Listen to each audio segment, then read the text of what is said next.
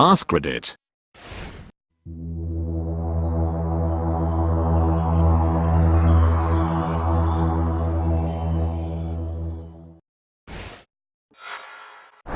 AskReddit. AskReddit. What's a sign to you that someone was raised right? Cleaning up after themselves in public places like movie theaters. I worked in a movie theater for years and I would regularly have customers walk by me in the hallway and sprinkle some popcorn out of their bag/bucket onto the ground to give me something to do. This is not a joke. This is real. People legitimately did that. It still blows my mind. When they apologize or admit they screwed up, even if it's for something minor, you'd be amazed at how few people do this and really mean it. Someone who openly admits that they don't know something. Someone who has an openness to communicate with just about anyone, regardless of race/social status/occupation/etc. People who are friendly and courteous to those in the service industry. Waiters, janitors, retail persons, etc. Unfortunately, many people feel entitled in these types of situations and treat those who are below them like the scum on their shoes. They'll hold the door open for other people, even if they don't know them. First time my BF picked me up from my house, he rang the doorbell, came in, and introduced himself to my family, immediate and visiting aunt and uncle. After dating guys for years who just text, "I'm outside," it was refreshing, and I immediately knew he'd been raised right. Hasn't proved me wrong yet either. They won't take the last serving of something served family style. Instead they divide it in half repeatedly until the remainder is at a molecular scale. This reminded me of when I went to go visit my cousin in California, and he was just taking me around LA showing me the city and whatnot, all the cool touristy things. Then we turn onto a road, and he sees a car parked on the shoulder with its 4 ways on and 2 women standing outside of it. He immediately pulls over in front of them, gets out and asks them if they need any help at all, or if they need to use his phone to call someone. They politely said no, and he got back in and we left. Even as a Canadian, I was taken aback by his random act of kindness. Love my cousin. People that wave at you when you give them space to merge/turn in front of you. This is a thing people mostly learn by watching their parents do. Nobody ever tells you to do this, you just do. And it's so adorable watching a parent wave and the kid waving after them. I held the door for a group of adults and a 5-year-old. Not one of the adults said a word to me. The 5-year-old looked up at me and smiled and said thank you. They consider other people around them or who they are with when making a decision. Just watch how they interact with cashiers, waiters, retail employees, and so on.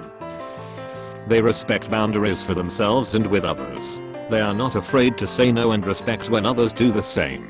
Unfortunately, a lack of boundaries is an issue for a lot of people. Children who grow up in a healthy environment typically have secure attachment with others. Handling boundaries well in adulthood is a good indication that they were raised right.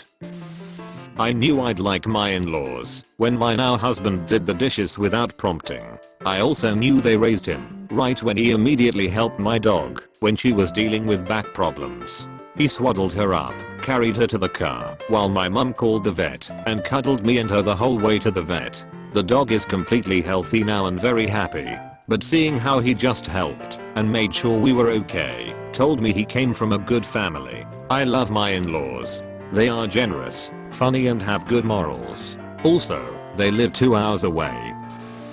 They don't leave trash behind at a concert/sporting event/play/etc for someone else to clean up. When she was 4, my daughter got knocked over by a teen on his skateboard. He immediately stopped to apologize, and when he saw she was bleeding, cement scrapes, he ran to get a first aid kit from the shop we'd just come out of. He stayed and didn't leave my daughter's side until he knew she'd be okay and gotten her to smile. We brought the first aid kit back. The shop was his parents and they were as apologetic as their son. Even though it was an accident, the teen owned the accident and did everything he could to make it right. Compare that to the little shit who knocked her over a few months later and kept on riding. She had some choice words about how well he wasn't being brought up, and I had to try not to laugh. Edit. This only happened twice, and she's learned to pay attention while running like a crazy fool. No collisions since. They put cereal in first. They respect others' property and personal space. I've met so many people that just do not do this. They are the type of person to walk into your house and start touching everything, or sit on the couch and put their feet on the coffee table. They don't have an obsessive need to always be right. Edit. There's a difference between the moon is made of cheese. I don't think that's true. Fuck you and your opinion. I want to be right, and I know what I'm talking about because I saw it in a cartoon when I was a kid. You're not allowed to tell me anything. And the moon is made of cheese. I don't think that's true. Oh, why? I think it's made of something like stone. Huh. Well, wada yano. When I was younger, sometimes my cousins would come over and raid our fridge and cupboards for food, like they weren't being fed at home.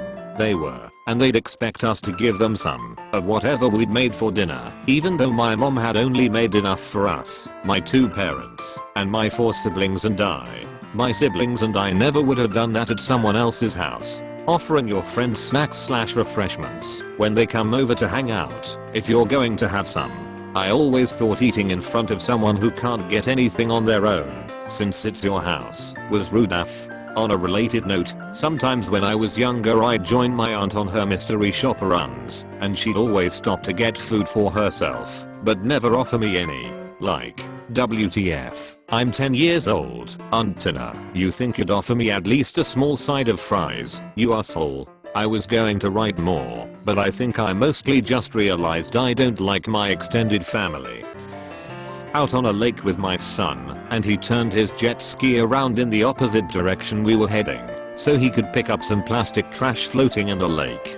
He hangs out and eats at his girlfriend's house a lot. I offered some grocery money to his parents, as I know how much 19-year-old boys eat. She said not to worry about it, that she enjoys cooking for him, and did I know that he does the dishes for her after she cooks. Also, after he got his own car, he developed a hobby of stopping to help other motorists who were having trouble jump-starting their cars, helping to push their broken down cars to the gas station, etc. Sorry for the humble brag, but he's a good kid. They instinctively know how to conduct themselves in social and business situations. Those raised right find a good word to say when appropriate and know how to be respectful of others, even when they disagree.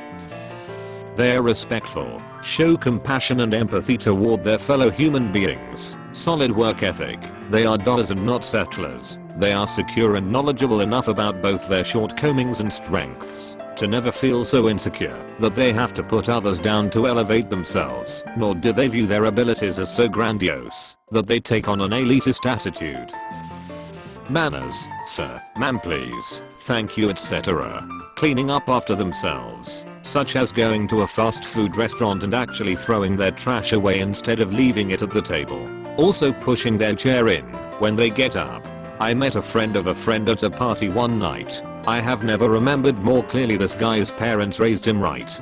It was a rather large party, and it was at my house, so I was preoccupied with host Y stuff. This guy was going around periodically taking people's empties, pouring out the partials of people who had left, all the while being very well mannered and friendly. He told me he was very thankful that he had been invited, indirectly, that I had a nice house, and he was enjoying himself that night. At this point, I just thought, oh, what a nice guy, I'm glad he's having fun. He was both friendly and remarkably polite. The thing that really sealed it came about towards the end of the night, though. My best friend ended up injuring himself outside with a stereotypical drunk injury, and when I came inside to get some ice out of the freezer for his injury, the dude was already at my freezer with a bag already full of ice for my friend. We didn't even ask him to do any of the stuff he did, but he just did it. Guy was the winner, even if I don't remember his name. I have a perfect story for this. Last Friday night I was a chaperone at my daughter's prom. I had been observing the students dancing and enjoying themselves to notice one girl, without a date, standing just on the periphery of the dance floor swaying to the beat. She never danced with the group, but appeared to want to. The last slow dance of the evening started, and to my heartwarming joy a college-aged young man, a brother of one of the students, walked confidently over to her, politely asked her to dance, and focused on her the whole song. At the end of the song he bowed and stepped away, all with cool grace. Never once was he bothered or seemed to be focused on anything other than her enjoyment at that moment. He was raised well. They put their shopping carts up instead of just leaving them out in the parking lot.